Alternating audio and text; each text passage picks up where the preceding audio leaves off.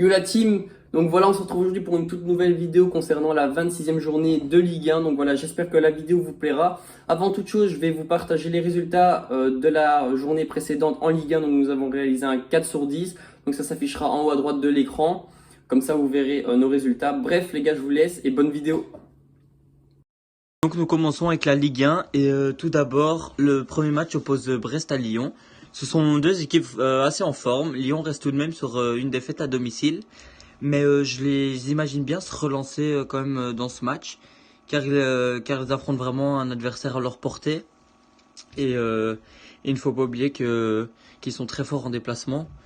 J'imagine donc le score de 1-2 pour les Lyonnais. Ensuite, Saint-Étienne accueille Reims. Saint-Étienne revient bien dans le coup en championnat et commence vraiment à prendre des points à droite à gauche, tandis que les Rémois sont en difficulté depuis quelques matchs. C'est pour ça que je vois bien une victoire courte de Saint-Étienne 1-0 et le Dronobet est envisageable évidemment. Après, c'est Nantes qui accueille Marseille et les Nantais restent sur une victoire. Et ça faisait longtemps qu'ils n'avaient plus gagné en championnat. Mais pour moi, ça reste quand même une équipe assez faible, hein. Et en plus, ils affrontent l'OM qui va beaucoup mieux depuis le départ de Villas-Boas. Je vois donc un 0-2 pour les Marseillais. Et encore une fois, pourquoi pas jouer le Dronobet. Ensuite, Montpellier accueille Rennes. Ce sont deux équipes qui se valent sur le papier. Les Rennais sont en réelle méforme et sont souvent en difficulté en déplacement. C'est pour cela que j'imagine encore un match nul, un partout, et avantage du coup à Montpellier qui est en meilleure forme que Rennes. Le cinquième match oppose Lens à Dijon. Les Lensois réalisent une bonne saison pour une équipe censée jouer le maintien, et ils affrontent la lanterne rouge de la Ligue 1 qui ne fait que perdre, hein. Et je ne vois pas comment les Dijonnais pourraient s'en sortir ce week-end. Donc je vois bien Lens s'imposer 3-1. Ensuite, Nice affronte Metz.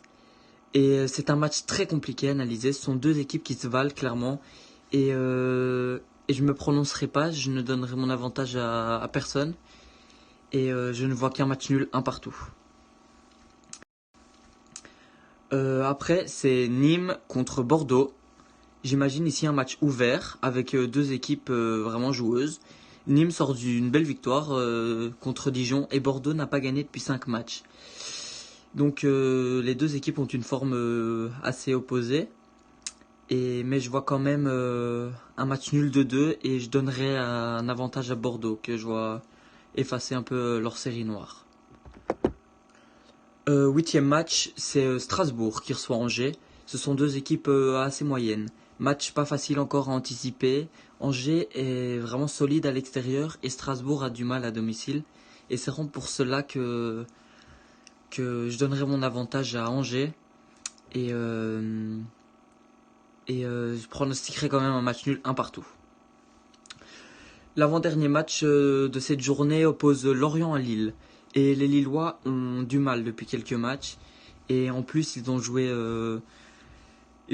en semaine pour l'Europa League et en plus se sont inclinés. Donc ne seront peut-être pas à 100% physiquement et mentalement auront pris un petit coup peut-être. Et surtout que Lorient, eux, sont vraiment en pleine forme avec 6 matchs sans défaite, etc.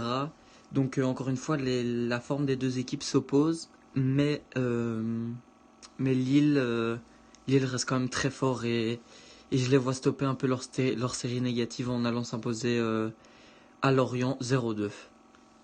Et pour le dernier match de cette journée, c'est le PSG qui reçoit Monaco. Et les Parisiens ont évidemment fait le plein de confiance cette semaine en allant s'imposer 1-4 au Camp Nou. Et je crois que ça va jouer évidemment pour la suite de la saison des Parisiens. Mais contrairement à la facilité qu'ils ont eue cette semaine, je les vois s'imposer, mais dans la difficulté contre des Monégasques qui seront plus frais. Voilà les potes, c'est déjà la fin de cette vidéo. Donc j'espère qu'elle vous aura plu. Si c'est le cas, bah, n'hésitez pas à vous abonner, à liker et à nous dire en commentaire ce qu'il faudrait améliorer et ce que tu as trouvé de bien dans la vidéo. Bref, c'était Bet Safe With. Je vous dis un bon week-end. Bye.